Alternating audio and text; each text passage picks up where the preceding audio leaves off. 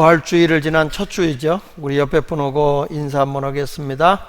하나님은 당신을 매우 사랑하십니다. 이렇게.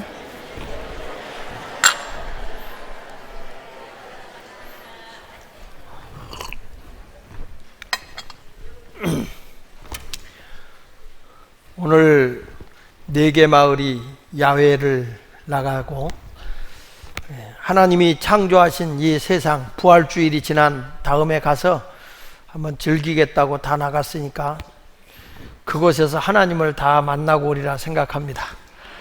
자, 오늘 이 자리에서도 여러분 야외는 안 나가셨지만 우리가 영적인 야외에 왔다 이렇게 생각하고 마음의 위로와 평강이 넘치는 시간이 되기를 축복합니다. 우리가 지난번 그 에베소서를 쭉 지금 강의에서 설교를 해 나가고 있는데 지난 시간에 이런 말씀했어요. 우리는 하나님의 최고의 걸작품으로 하나님이 나를 만드셨다. 새 사람으로 나를 만드셨는데 왜 우리를 만드셨느냐? 에베소 2장 10절에 보면 우리는 그의 만드신 바라 그리스도 예수 안에서 선한 일을 위하여 지으심을 받은 자라고 말씀을 했어요. 이 말은 내가 예수를 믿어서 새 사람 된 자리에 멈춰 있는 게 아니라 이 세상의 리더로 하나님이 나를 세웠다는 거예요. 다시 말하면 영향력 있는 사람이 되어져서 사람들이 그를 따라오게 하는데 이 세상에 내가 무엇으로 리더가 될 수 있느냐 하는 것은 교육이 아니라 선한 일이라는 거예요. 내가 선한 일을 행함으로써 세상에 빛이 되는 것이고 소금이 되는 것이에요. 그것이 곧 우리에게 주어진 하나님의 리더라는 거예요. 하나님께서 에덴 동산에서 하나님의 형상대로 사람을 만드시고 생육하고 번성하고 땅을 정복하고 그 다음에 바다의 고기와 땅에 기는 모든 생물을 다스려라 라고 하는 이 다스리다라는 말은 경영하라 라는 뜻이에요. 그러니까 결국에 인간은 멈춰있는 자들이 아니에요. 되는 대로 운명적으로 내 운명이라는 생각 속에 그냥 흘러가는 존재가 아니라 새 사람이 되어져서 이 세상에 영향력을 행사하는 그런 사람이 진정한 그리스도인이에요. 한 번도 예수님은 교회 안에서 착하게 있으라 한 적 없어요. 세상의 빛과 소금이 되라 그랬어요. 무엇으로 세상의 빛과 소금이 될 수 있느냐 하면 선한 일이었어요. 이것을 통해서 교회가 교회다워져야 되는 것이죠. 자, 오늘은 그때와 이제는 이라는 단어를 가지고 말씀을 증거합니다. 그때는 예수님을 믿기 이전의 삶이에요. 에베소서 2장 1절 2절에 보면 이렇게 말하잖아요. 그 허물과 죄로 죽었던 우리를 살리셨다 하면서 2절에 보면 그때에라고 그래요. 그때가 어느 때냐 하면 허물과 죄로 죽어 있던 때에는 이 세상 풍조를 따랐다. 세상의 가치관에 함몰돼서 세상 사람과 똑같이 살았다. 그래서 이 세상의 이 풍조를 따라가는 사람의 특징이 뭐냐 하면 공중권세 잡은 자를 따라 하나님의 말씀과는 동떨어진 불순종의 삶을 살았다는 것입니다. 그래서 육체의 욕심대로 내 뜻대로 내 의지대로 살아가는 땅에 속한 사람으로 살아왔다. 그게 본질상 진노의 자녀였다는 겁니다. 바로 그때가 말입니다. 그때. 근데 오늘 이 에베소서 2장 11절부터 19절까지 읽었는데 이것은 이방인인 에베소 교회에 속해 있는, 다시 말하면 하나님의 선택을 받은 이스라엘 백성이 아닌 모든 민족은 이방인인데 이 이방인들에 대해서 이렇게 말씀을 하고 있죠. 저들은 다 하나님에게 버림을 받은 사람이라는 거예요. 죄인으로서 하나님과 원수된 자였다는 거예요. 그뿐 아니라 유대인으로부터 사람 취급을 받지 못하는 그런 하나의 그 천한 개로 여겼다는 거예요. 그런 식으로 사람을 멸시하고 무시하던 이런 때예요. 지금으로 말하면 왕따를 당한 거예요. 지금 사회적인 큰 문제가 뭡니까? 왕따를 당하는 겁니다. 공동체 생활 속에서 따돌림을 당하는 것만큼 고통스러운 일은 없잖아요. 사회적으로 상당히 심각한 문제에 처하게 되는 것입니다. 이 왕따는 일본어 이지메에서 온 말을 한국말로 이렇게 번역을 했을 때 왕따인데, 이 이지메라고 하는 일본의 이 의미가 뭐냐면 두 사람 이상의 단체가 한 사람을 따돌리는 거예요. 그게 그에게 언어적으로, 신체적으로 어떤 그 자극을 주고 완전히 따돌면서 상처를 주고 그 사람에게 헤어나올 수 없는 완전히 외톨이를 만들어버리는, 그것이 학교에서도 직장에서도 어느 단체들한테 완전히 외톨이로 따돌려주는 걸 이지메라고 얘기합니다. 결국에 이런 사람들은 정신적으로나 육체적으로 스트레스를 심하게 받다 보니까 성격적으로 굉장히 우울증에 시달리게 되든지 아니면 어떤 분노와 증오에 의해서 폭력적인 행동을 하게 되고 학교 가는 걸 거부하든지 직장 가는 걸 거부하고 또는 정신적 장애도 앓게 되고 나중에 가서는 비행스러운 행동을 하게 되죠. 그러다가 결론적으로 자기가 헤어나지 못할 때는 극단적 행동도 하게 됩니다. 처음에 적응하지 못하면 나 학교 전학할래, 학교 안 다닐래, 이 정도는 가겠지만 이 사람이 완전히 어떤 공동체 속에서 따돌림을 당한다는 것은 참 괴로운 일이에요. 근데 이 문제를 해결해 줄 방법이 없다는 거예요. 사회 문제를 최초로 이 왕따의 문화를 제기한 사람이 누구냐면 칼 마르크스예요.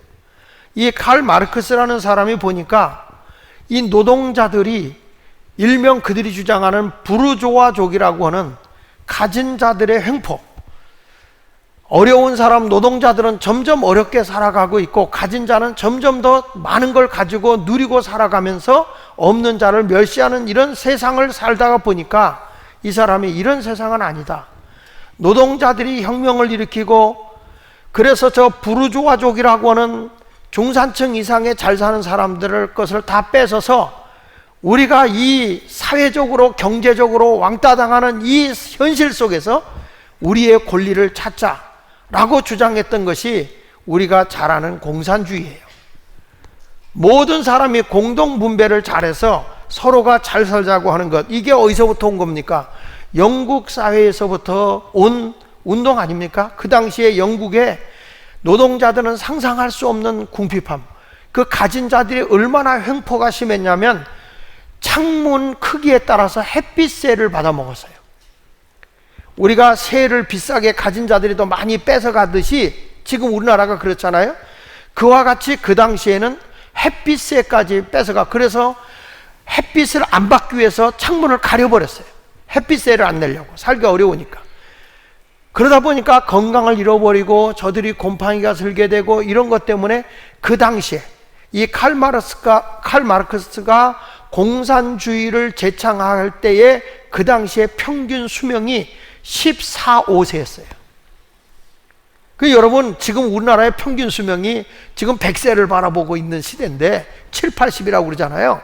근데 그 당시에는 14, 5세예요. 얼마나 열악하게 사는지 아시죠? 이런 시대에 칼 마르크스가 혁명적 사상을 일으킨 게 경제적으로 소외당하고 신분적으로 왕따당하는 이 사회를 새롭게 만들어보자라고 나오게 된 것이죠.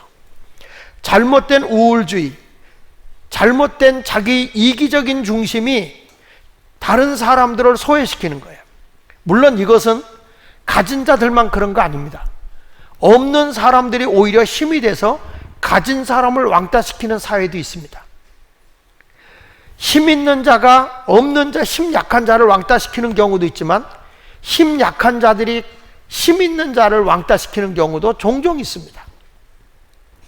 이런 현실 속에 우리 대한민국은 어떠냐 하면 과거에도 보면 천민과 양반과 천민이 계급투쟁을 하고 있었고, 그래서 양반들이 천민을 상상할 수 없도록 학대하고, 제가 어렸을 때만 해도 그때만 해도 집안이 어려우니까 다른 집에 식모로도 가기도 하고 머슴으로도 갑니다.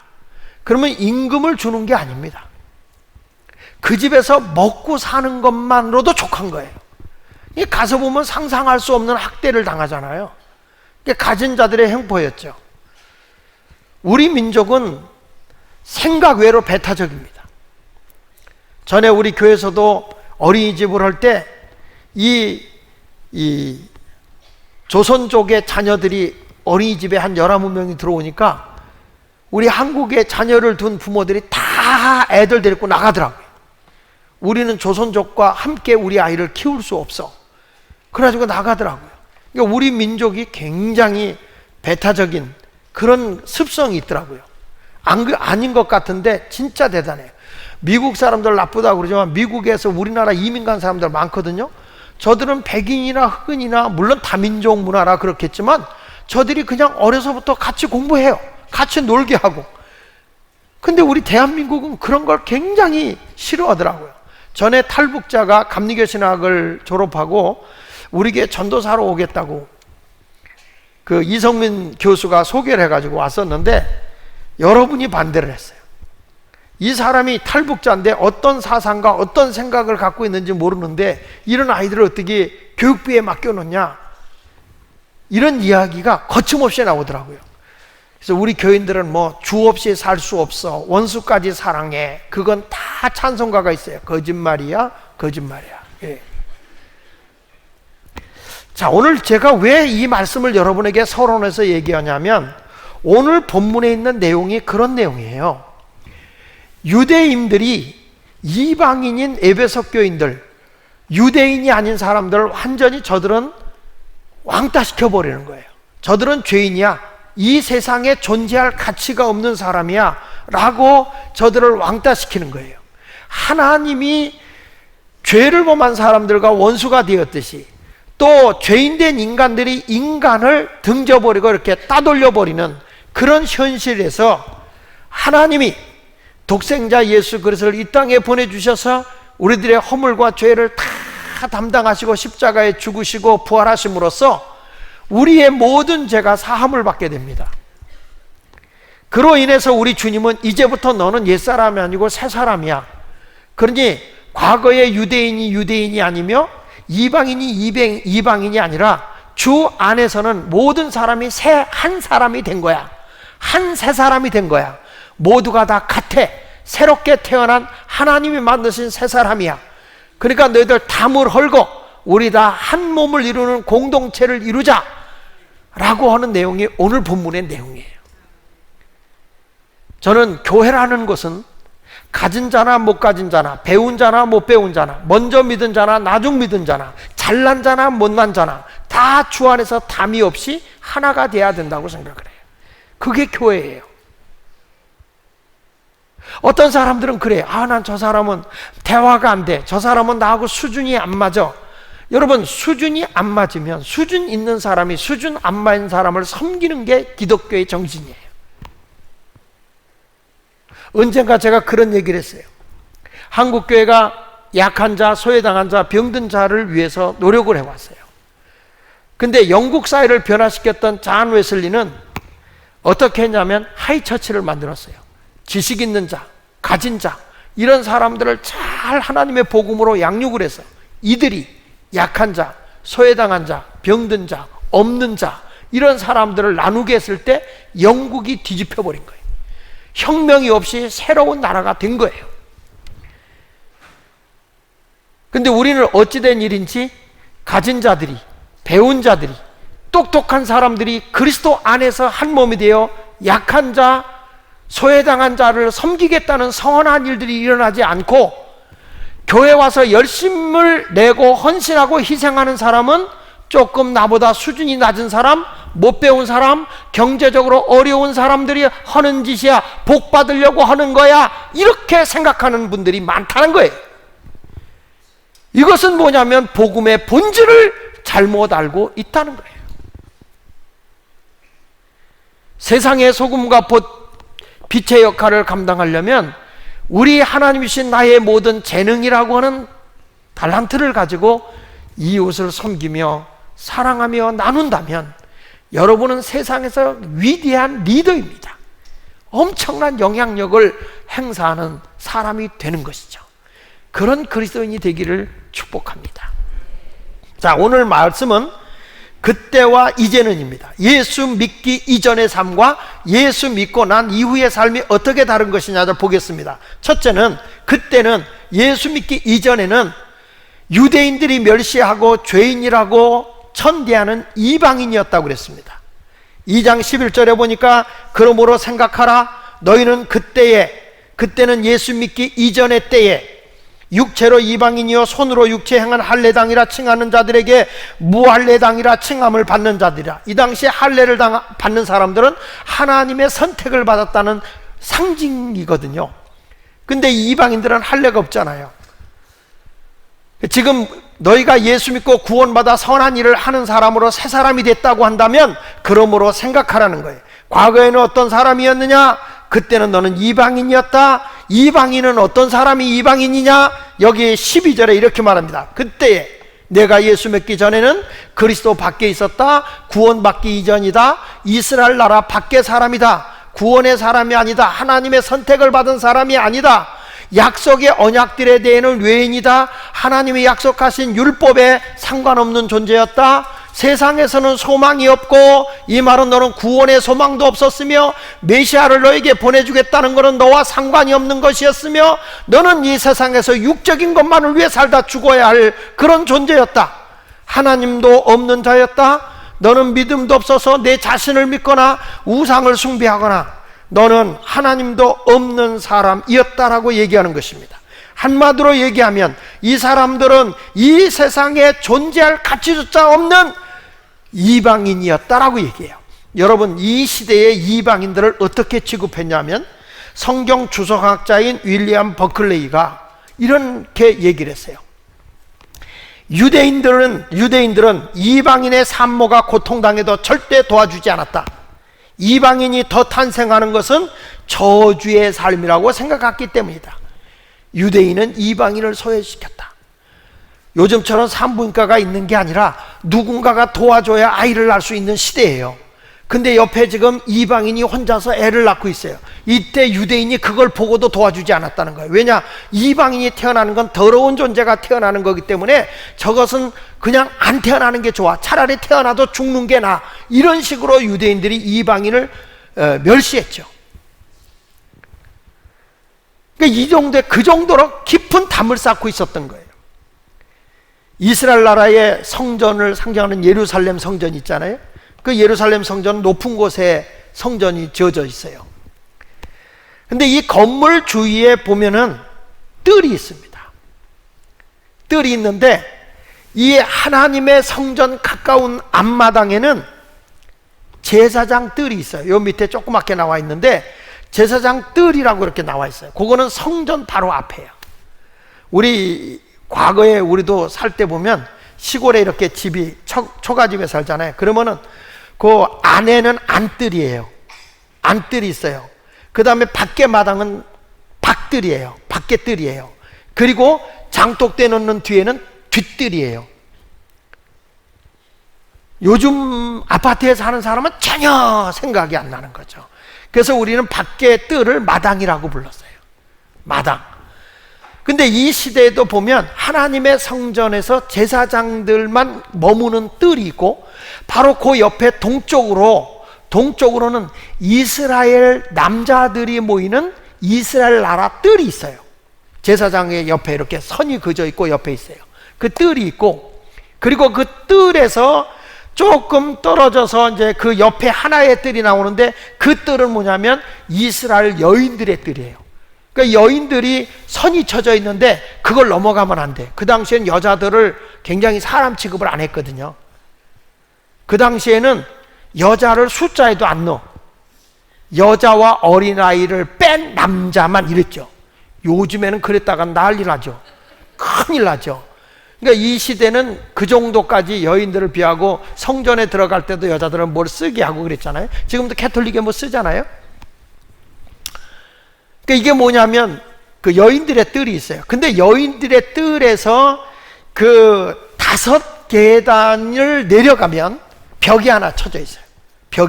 벽이 하나 있고 거기서 또 16개의 계단이 내려오면 벽이 하나가 또 쳐지면서 그걸 열고 나면 저렇게 선이 쳐져 있어요. 그러면 그 밖에가 뭐냐면 이방인의 뜰이에요. 이방인의 뜰. 그러니까 이 이방인들은 성전을 볼 수는 있는데 성전 안에는 들어갈 수가 없어요. 이렇게 아주 부정한 인간으로 단정을 해버린 거죠. 이 당시에 이 두 개의 벽 사이에다가 뭐라고 썼는지 아십니까? 그 선을 넘어오지 못하도록 하기 위해서 이렇게 써 있어요. 어떤 이방이든지 이 선을 넘지 말라. 이 선을 넘는 자는 반드시 죽임을 당하리라. 이 시대의 이방인을 그렇게 차별을 하고 있는 거죠.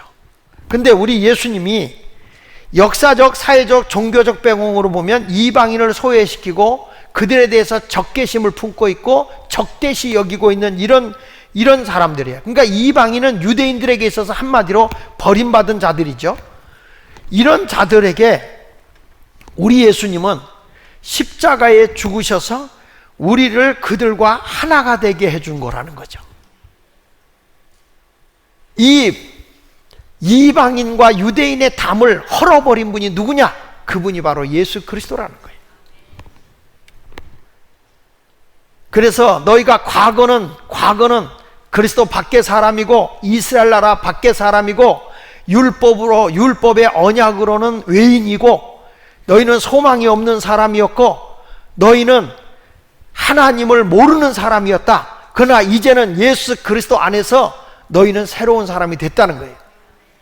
그래서 이제는 담이 싸져 있는 게 아니라 화목하게 됐는데, 두 번째 가서 이제는 예수를 믿고 있는 이제는 그리스도를 통해서 적개심이 아니라 적대가 아니라 남남이 아니라 화목해졌다. 이런 모임의 공동체가 교회라는 거예요. 에베소 2장 13절에 이렇게 말씀합니다.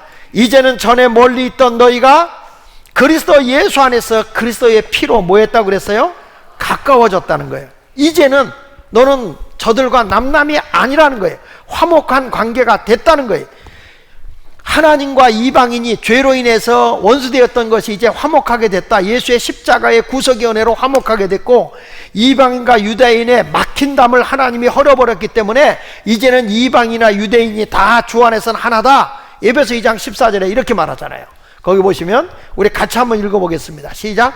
그는 우리의 화평이신지라 둘로 하나를 만드사 원수된 것 곧 중간에 막힌 담을 자기 육체로 허셨다는 거예요. 자, 여러분, 제가 아까 그 성소를 들면서 담이 여인들에게서 계단 5개가 내려오면 담 하나가 쳐져 있고, 거기서 16개의 계단을 내려오면 또 하나의 담이 쳐져 있고, 그리고 선 하나가 그어지면서 맨 바깥으로 이방인들이 있는 거죠.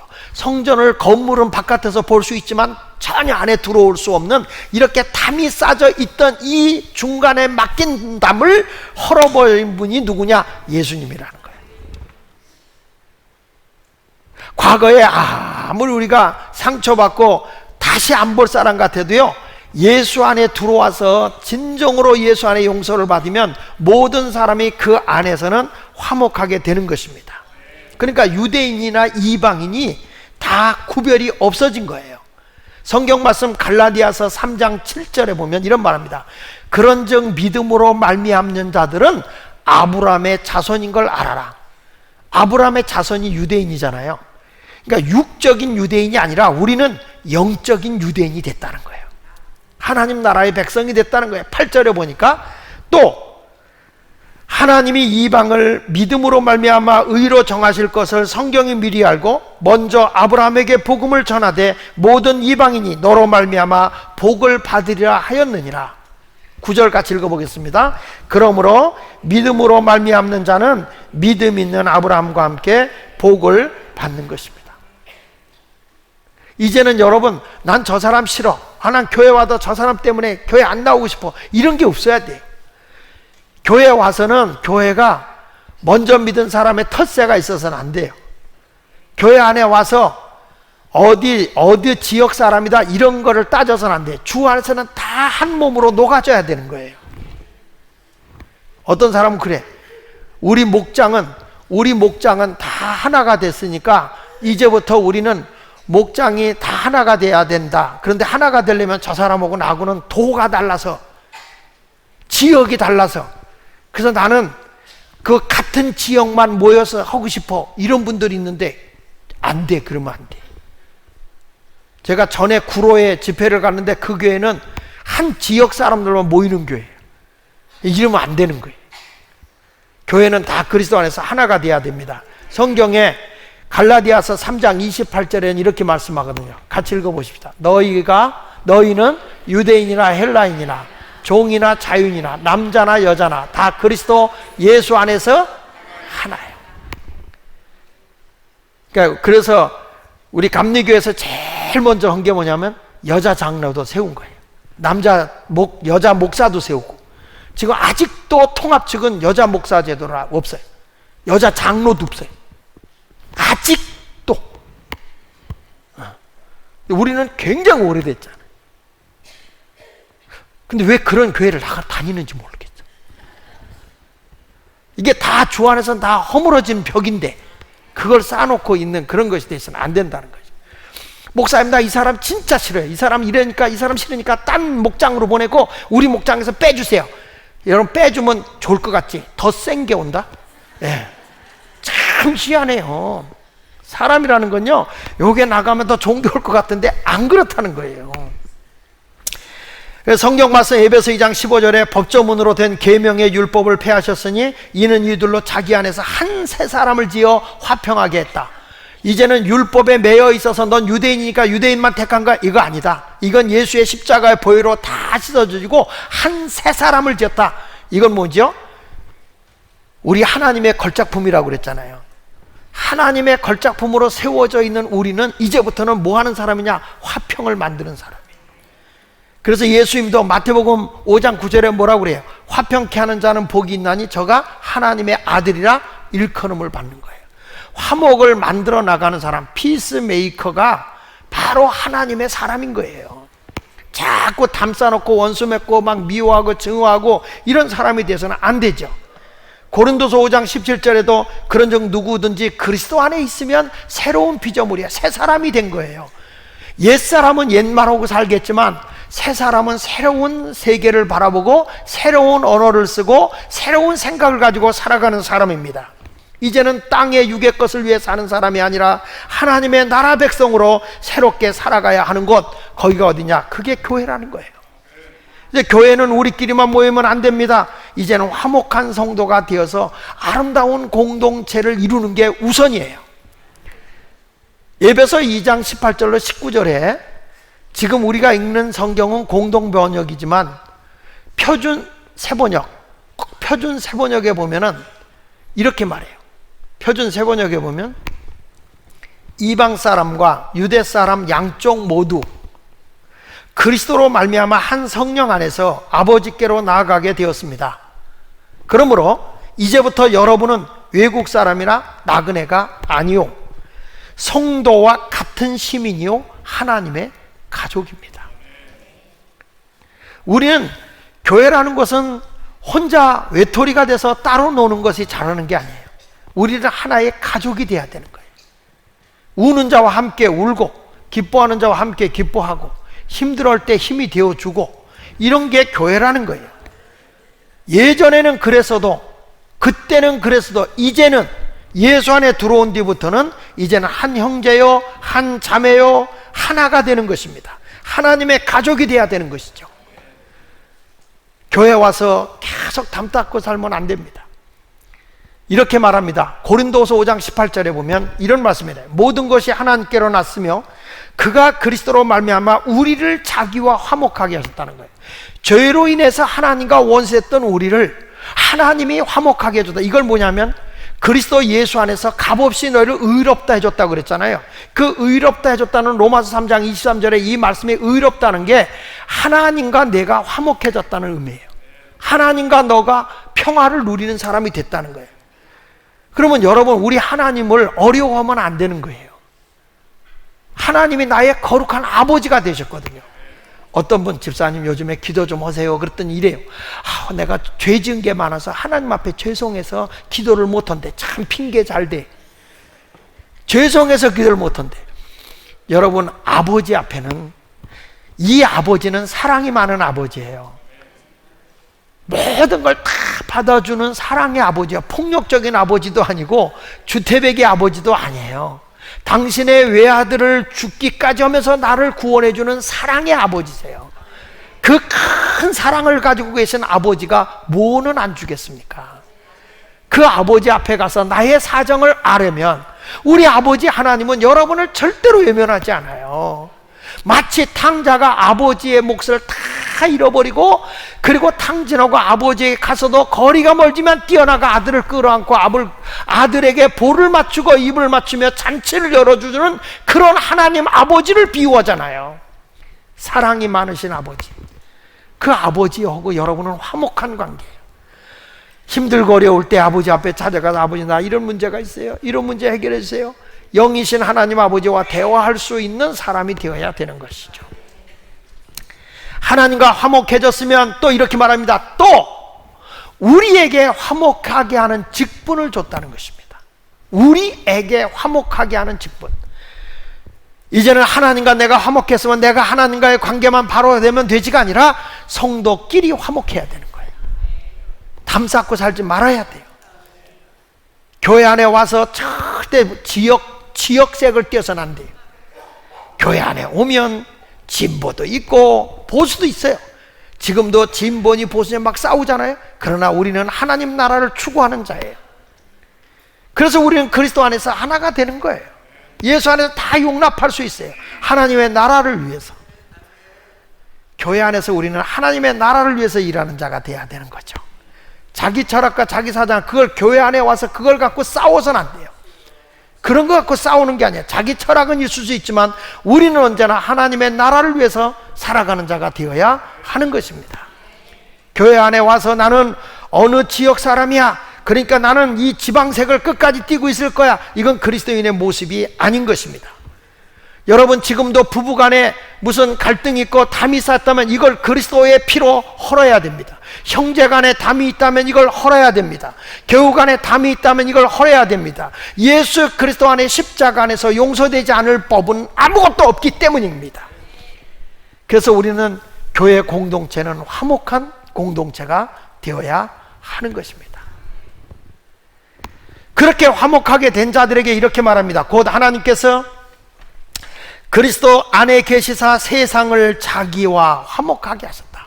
자, 여러분, 내가 하나님과 화목하고 또 성도의 공동체가 건강하게 화목하게 잘 이루어졌으면 우리끼리 모여서 기도하고 우리끼리 밥 먹고 헤어지는 것은 교회가 아니에요. 우리는 뭐 어디로 가야 되느냐? 세상과 화목하라는 거예요. 우리 교회 여기 주제를 보십시오. 금년에 우리가 뭐라고 그랬습니까? 거룩한 교회, 세상 속으로입니다. 여러분이 직장에 가든 어디에 가든지 그리스도의 정체성을 가지고 세상과 화목하게 살아야 됩니다. 거기에 우리가 선을 향하는 영향력 있는 사람이 되라는 것이에요.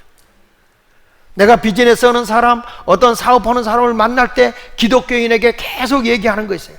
난 당신의 기업이 하나님의 복음의 원리에 따른 기업이 됐으면 좋겠다. 그러면서 계속 얘기를 해줘요. 이렇게 운영을 했으면 좋겠다. 하나님의 나라는 자기만을 위해서 사는 나라가 아니다. 하나님의 나라는 나눔의 나라다. 쉐어가 이루어져야 된다. 그래서 우리는 교회 일만 하기도 바쁘지. 어떤 목사님은 절대로 그래요. 지난번에도 성결교단의 목사님들이 금요일날 왔어요. 교육을 받고 가셨는데 교육을 받고 가기 전에 이렇게 쭉 돌아봤어요. 그분들이 얘기할 때 교회 하기도 힘든데 어떻게 지역의 여러 가지 일을 섬기세요? 그렇게 얘기를 해요. 여러분, 성경 어디를 봐도 하나님이 세상을 사랑해서 독생자 예수를 보내줬고요, 우리를 구원하고 교회를 세워주신 것은 교회끼리 바벨탑을 쌓으라고 한 게 아니에요. 교회가 사람이 많이 모이는 교회가 위대한 교회가 아니에요. 세상의 빛과 소금의 역할에 영향력을 행사하는 교회가 그게 진짜 큰 교회예요. 그게 하나님이 기뻐하는 교회인 거예요. 여러분은 그런 역할을 감당하는 사람이 되기 위해서 세상과 화목하십시오. 제가 우리 교회에서 세상하고도 화목해야 된다 그랬더니 우리 교인들이 너무 순수해. 믿음이 없어서 그런지 자기들끼리 모이고 화목하고 나더니 야, 우리 세상하고도 화목해야 돼. 그래가지고 술집으로 들어가는 거예요. 거기서 마시고 막 그냥 이 교회 온 지 얼마 안 된 그 부인이 막 난리를 치는 거예요. 아니 세상에 술 끊으라고 교회를 보냈더니 어떻게 교회 다니는 사람이 술을 먹이고 다니냐고. 만나서 제가 왜 그러냐 했더니 화목하라고 그래서 그랬다네. 성경을 잘 보십시오. 그리스도 안에서입니다. 그리스도 안에서. 자, 거기 보십시오. 곧 하나님께서 그리스도 안에 계시사 세상을 자기와 화목하게 하시며, 결국에 세상의 화목함이 누구에게 주어지는 거냐? 그리스도에게로 와줘야 되는 거죠. 그래서 그들의 죄를 그들에게 돌리지 아니하시며 화목하게 하는 말씀을 우리에게 부탁했다는 거예요. 예수 믿는 사람, 예수 마을교회에 부탁한 게 있어요. 너희들끼리만 놀지 마라. 세상을 화목하게 해라. 우리가 꿈을 먹고 살죠. 왜 우리가 모금을 하고 돈을 내서 이 지역에 부모님들이 어디 애들과 못 가는 그런 사람들을 위해서 이 지역에 어린이날 꿈을 먹고 살죠 하고 아이들을 우리가 섬깁니까? 그것은 우리도 힘든데 왜 아이들을 섬겨? 당연한 거예요. 세상과 화목해야 돼요. 당연히 그 일을 해야 되는 거예요. 이번에 보니까 우리 교인들도 열심히 하시지만 이런 좋은 일을 하겠다고 젊은이들이 230명 자원봉사자가 붙었어요. 이번에도 이 아이들을 그날 섬기는 거예요.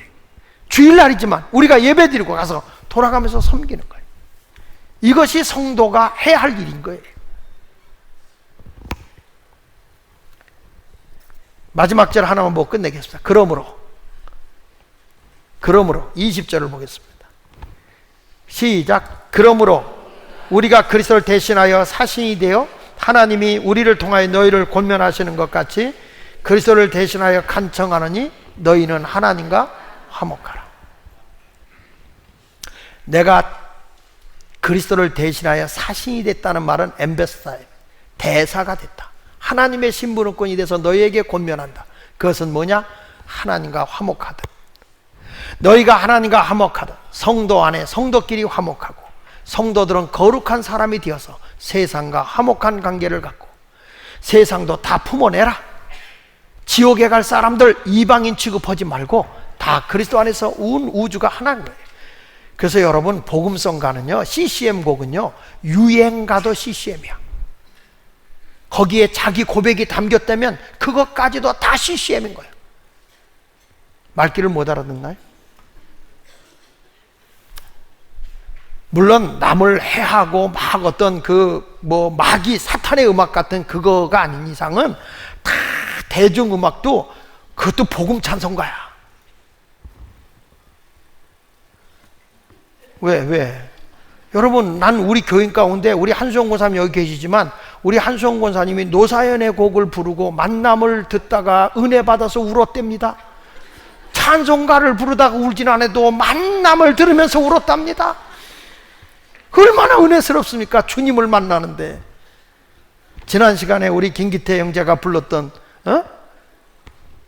여러분 그 곡에서 우리 나오잖아요. 영원한 나의 친구. 그 예수님을 비유한 거잖아요. 이러한 아름다운 삶, 모든 세상을 좀 품어냅시다. 너무 거룩한 척 하지 마세요. 거룩하지도 않으면서 왜 교회가 이래? 이런 얘기 하지 말자. 우리는 거룩한 사람이 세상까지 다 품어내는 그런 교회. 그래서 저는 일부러 바깥에다 크게 교회 간판도 안 단 거예요. 십자가도 높이 안 단 거예요. 누구든지 와서 하나님을 만나게. 그래서 우리 모두는 모든 민족과 모든 사람들에게 하나님의 영광을 돌리도록 합시다. 우리 다 같이 모든 민족과 방언들 한번 결단의 찬양 불러보도록 하겠습니다. 1절만 부르겠습니다.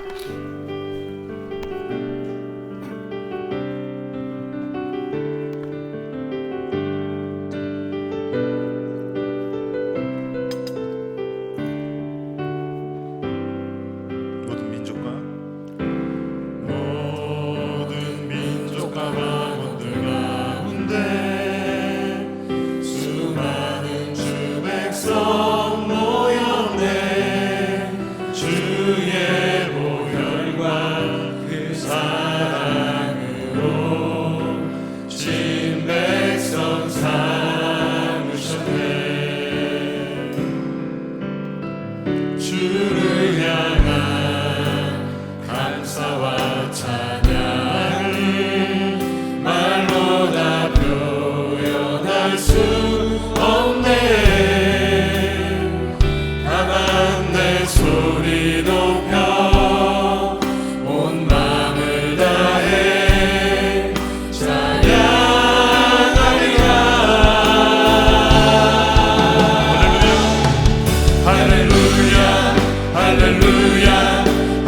할렐루야 어린 양 할렐루야 할렐루야 주의 보혈 덮으사 모든 족속 모든 방언 모든 백성 열방이 모든 영광 모든 존귀 모든 찬양 주께 드리네